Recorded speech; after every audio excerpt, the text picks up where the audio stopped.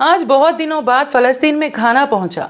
जब एक बाप भूखे बच्चों के लिए खाना लेकर आया तो बच्चों की आंखों में चमक लौट आई और चेहरे पर मुस्कुराहट थी और दिलों में सिर्फ एक ही जुमला, अल्हम्दुलिल्लाह। इतने जुल्म, इतने बम, इतने आंसू, फिर भी देखिए इनका सब्र, ना शिकायत ना नफरत, सिर्फ शुक्र और सब्र।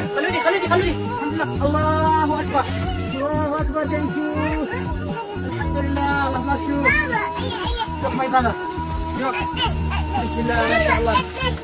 Bismillah, mashallah. Look, alhamdulillah.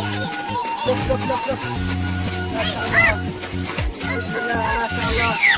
Look, my brother, look. Alhamdulillah. Look, my brother. Look, my brother. Mashallah. Bismillah, mashallah. Bismillah, mashallah.